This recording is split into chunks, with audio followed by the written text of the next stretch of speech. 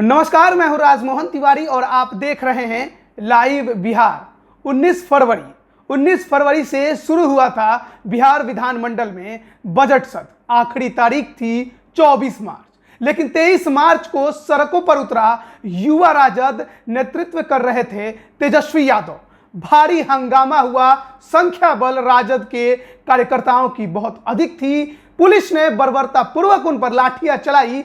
मुद्दा विधानसभा के अंदर तक पहुंचा क्योंकि राजद के कार्यकर्ताओं का कहना था, साथ ही नेता प्रतिपक्ष तेजस्वी यादव का कहना था कि बिहार विशेष सशस्त्र पुलिस बल जो विधेयक लाया गया वो काला कानून है। इसके जरिए किसी को भी पुलिस कभी भी उठा सकती है, गिरफ्तार कर सकती है और कभी भी पूछताछ के लिए बेवजह उसे टॉर्चर कर सकती है। और इसी को लेकर तमाम अन्य मुद्दे भी उसमें जुड़ते चले गए। महंगाई, बेरोजगारी, स्वास्थ्य, शिक्षा, रोजगार, ये तमाम मुद्दों को लेकर 23 मार्च को जो पटना की सड़कों पर हंगामा हुआ उसका असर शायद अभी तक खत्म नहीं हुआ होगा।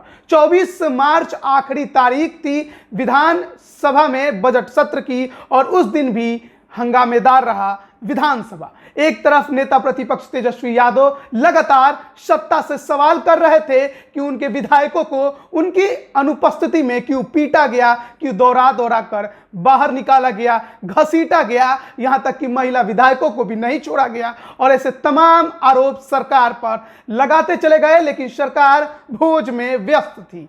सरकार और बिहार के मुख्यमंत्री नीतीश कुमार अपने सत्ताधारी दल के साथ भोज करते नजर आ रहे थे। वहीं अब ये जो पूरा मामला घटा, जिस तरह से 23 मार्च और 24 मार्च के दिन का पूरा घटनाक्रम था, उस पर नेताओं की प्रतिक्रिया भी आने लगी।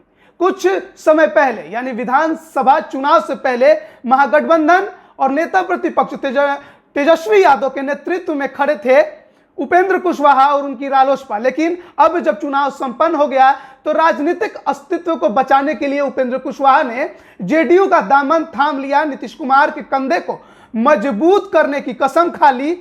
विधान परिषद में जदयू ने अपने कोटे से उन्हें भेज दिया और अब उपेंद्र कुशवाहा नीतीश कुमार के आगे खड़े हैं उन्हें बचाने के लिए, तेजस्वी के हमलों से रोकने के लिए।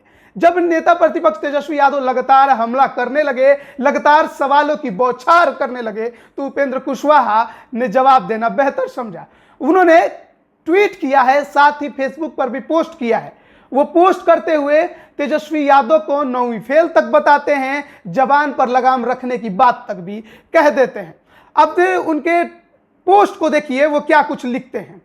वो लिखते हैं, कल बिहार विधानसभा में पक्ष विपक्ष के एक्शन पर क्रिया प्रतिक्रिया का दौर जारी है और ऐसा स्वाभाविक भी है, लेकिन इससे दिगर नेता प्रतिपक्ष अपने पिता की उम्र के समतुल्य मुख्यमंत्री श्री नीतीश कुमार जी के प्रति जिन शब्दों उपयोग कर रहे हैं उसे बर्दाश्त नहीं किया जा सकता है। सुन लो तेजस्वी, हमने लगभग आजीवन लालू जी के विरोध में राजनीति की है, लेकिन हमेशा ही उनको ललुआ कहने वालों को मुंह तोड़ जवाब दिया है। तुमको भी मेरी सलाह है, अपनी कब्र मत खोदो, जबान पर लगाम रखो, वरना 9वीं फेल कहने वालों को मौका ही देते जाओगे। तो ललुआ शब्द का भी यहां पर जिक्र कर दिया और उन्होंने कहा है कि आजीवन लालू यादव के विरोध में राजनीति की। हालांकि जब एनडीए से बाहर निकले 2018 में उपेंद्र कुशवाहा, तो इन्हीं लालू यादव के साथ गए और अब कह रहे हैं कि आजीवन उन्होंने उन्हीं के विरोध की राजनीति की है। तेजस्वी यादव को सीख दे रहे हैं कि जुबान पर लगाम रखिए, नीतीश कुमार के खिलाफ कुछ मत बोलिए, वरना अपनी कब्र खोदिएगा। साथ ही जो लोग आपको 9वीं फेल कहते हैं वो आगे भी आपको 9वीं फेल कहते रहेंगे।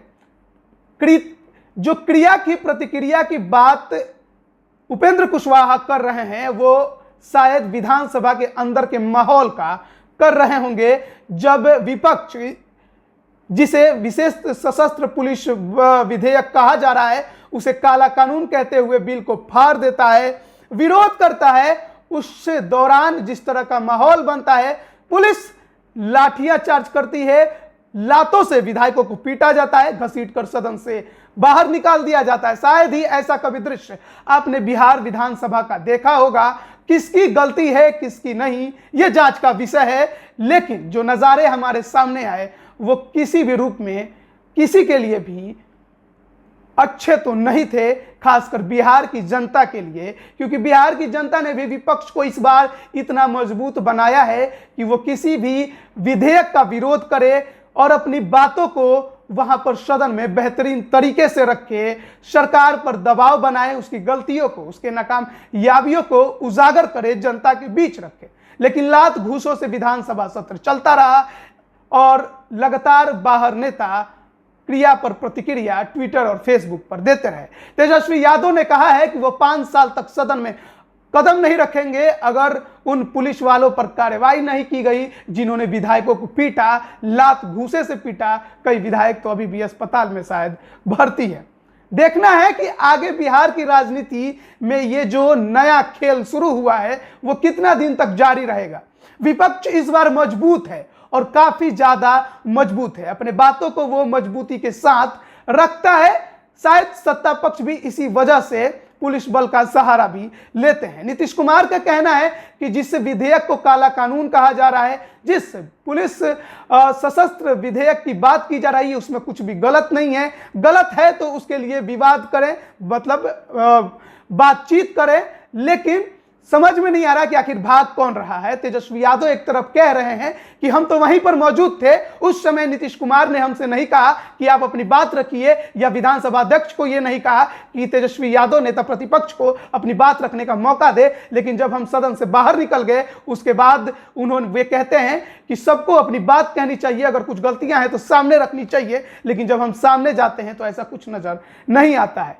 बिहार की राजनीति अब एक दूसरे पड़ाव पर नजर आ रही है। आगे क्या कुछ होगा, जो नया राजनीतिक घटनाक्रम देखने को मिला है वो इतना जल्दी खत्म नहीं होगा, वो भी और आगे चलेगा। और देखना है कि वो कितना आगे चलेगा और ये और कितना विकराल रूप ले सकता है। आप देख रहे हैं लाइव बिहार। खबरों में बने रहने के लिए हमारे चैनल को फॉलो जरूर करें। आपका बहुत बहुत धन्यवाद। लाइव बिहार यूट्यूब पर सब्सक्राइब और फेसबुक पर लाइक जरूर करें।